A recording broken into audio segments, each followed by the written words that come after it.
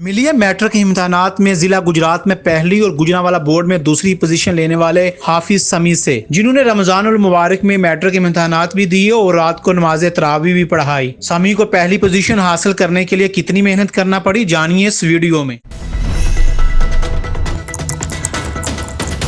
सबसे पहले तो अल्लाह ताला का ख़ास फजल करम है कि अल्लाह ताला ने मुझे इस काबिल बनाया कि मैं आज इस मकाम पर पहुंचा हूं। आप अकेले मेहनत करके इस मुकाम पर नहीं पहुंच सकते, आपके साथ आपके पीछे किसी ना किसी चीज़ की कोई ना कोई सपोर्ट होती है। मेरे पीछे भी मेरे इदारे की बहुत ज़्यादा सपोर्ट थी जिसने मुझे इस काबिल बनाया। मेरे असातिज़ा उनकी काइंडनेस और गाइडलाइंस की वजह से मैं आज इस मुकाम पर पहुंच सका हूं, और साथ ही साथ जो मेरी फैमिली है उनकी फुल सपोर्ट हासिल रही। और चूँकि मैं 6th क्लास में हिफ़्ज़ की क्लास की तरफ चला गया था तो पार्ट टाइम स्टडी करता था और मेरा मेन फोकस हिफ़्ज़ कुरान था। तो जिसकी वजह से 8th क्लास में जब मैं पहुंचा तो काफ़ी ज़्यादा मुश्किलात का सामना करना पड़ा। काफ़ी ज़्यादा कॉन्सेप्ट से जो कि मेरे मिस हो चुके थे और उनको कवर करना था और आगे 8th क्लास को भी लेके चलना था। तो उसमें मेरी जो एल्डर सिस्टर हैं वो भी पिछले साल अल्हम्दुलिल्लाह गुजरात में फ़र्स्ट पोजीशन पर रहीं और उन्होंने मेरी बहुत ज़्यादा हेल्प की। उनकी गाइडेंस से भी मेरी इस तरक्की में एक बहुत अहम सीढ़ी का किरदार अदा किया। हाफिज साहब, आपने एक सेटअप बनाया था कि कितने कितने घंटे पढ़ना है, उसकी क्या रूटीन थी? सुबह से शाम तक क्या मामला बात?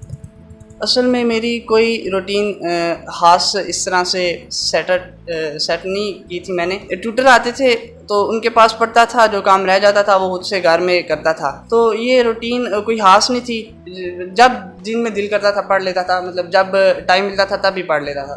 आपके 9th क्लास में कितने नंबर थे? अभी टोटल मिला के कितने हो गए और स्कूल आपका कौन सा है?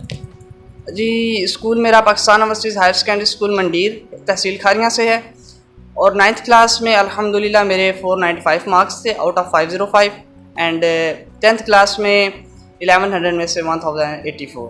अभी आप बता रहे थे कि हाफिज साहब कि आपकी लास्ट ईयर सिस्टर ने भी गुजरांवाला बोर्ड में गुजरात में टॉप किया था, उनके कितने नंबर थे? जी, मेरी सिस्टर के भी 1078 मार्क्स थे। कभी इस तरह हुआ कि आपके पेपर वगैरह या आपका टेस्ट वगैरह हों और कुछ कोई घर में या कोई रिश्तेदारों में कोई फंक्शन वगैरह, कोई तकरीब हो, शादी की, वो आपको छोड़नी पड़ी हो पढ़ाई के लिए? हाँ, छोटी मोटी इस तरह से फंक्शंस छोटे मोटे तो आते रहते थे, तो उनको मैं मतलब इस तरह से इग्नोर ही करता था। बाकाया आपने कोई टारगेट सेट किया था कि मैंने इतने नंबर लेने हैं, या आपने एक ज़हन बना लिया हो कि मेरे इतने नंबर होने चाहिए, ये इतने आएंगे? जी, 9th में मेरा था कि मैंने एक बहुत ज़्यादा अच्छे नंबर लेने हैं और जिनको देखकर मेरा दिल खुश हो, मैं खुद खुश हूँ। तो 9th में मेरे 495 मार्क्स थे। तो चूँकि 9th में मेरे 10 मार्क्स कटे थे तो उसके बाद मैंने खुद को एक गोल दिया था कि अब मैंने 10th में 9 से इम्प्रूव करना है और 1085 तक लेके जाना है इसे, और इसके राउंड बोर्ड रहना। तो अल्हम्दुलिल्लाह मैं इस टारगेट को अचीव कर सका हूँ। 10th में टाइम भी कम होता है और आपको ज़्यादा मेहनत करनी पड़ती है, लेकिन मैं समझता हूँ कि इस बार रमज़ान में हमारे पेपर थे और रमज़ान में एक मेरे लिए बहुत बड़ा चैलेंज था, चूँकि मैं हाफ़िज़ कुरान भी हूँ अल्लाह ताला के करम से। तो नमाज तरावी भी रात को पढ़ानी होती थी और दिन को उसकी भी तैयारी करनी होती थी रोज़े की हालत में, और उसके बाद जो बकिया टाइम बचता था उसमें मैं बोर्ड के पेपर्स भी साथ हो रहे थे, उनकी भी तैयारी करता था। लेकिन अल्लाह ताला ने मुझे हिम्मत दी और अल्हम्दुलिल्लाह मैं इस काम को करने में कामयाब हो गई। आपकी क्लास में कितने बच्चे थे, उनकी पोजीशनें या उनके नंबर वगैरह?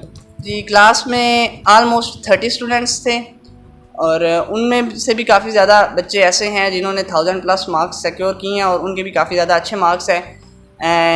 मेरी क्लास में इसके अलावा 1035 और 1029 मार्क्स भी हैं और उनके लिए भी एक बड़ी कामयाबी है। कभी इस तरह हुआ कि आप का पढ़ने को दिल ना कर रहा हो तो आपके वालिद ने कहा हो कि हाफिज साहब आपके पेपर आ गए हैं तो अपना तैयारी वगैरह करें? कभी कभार दिल नहीं भी करता था पढ़ने का, लेकिन उस वक्त जो मोस्ट इम्पोर्टेंट होता था तो वो मैं थोड़ा अपने आप को समझा के वो कर लिया करता था, तो बाकी मैं डिले कर दिया करता था, उसको बाद में कर लेते थे।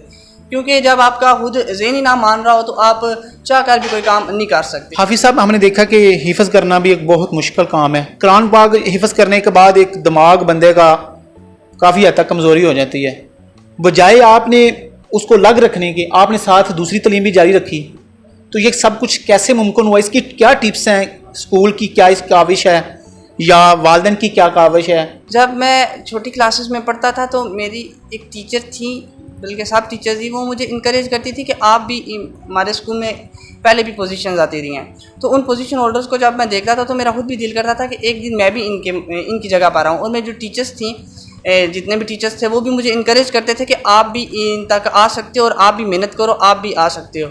उसके बाद मैं हिफ्ज़ में चला गया और उसके बाद ये अल्लाह ताला की तरफ से करम था, फ़ज़ल था, मुझे खुद समझ नहीं आई। जब आप अल्लाह ताला के कलाम को अपने सीने में महफूज कर लेते हैं तो अल्लाह ताला का आप पर एक ख़ास करम होता है और अल्लाह ताला आपका सीना खोल देता है।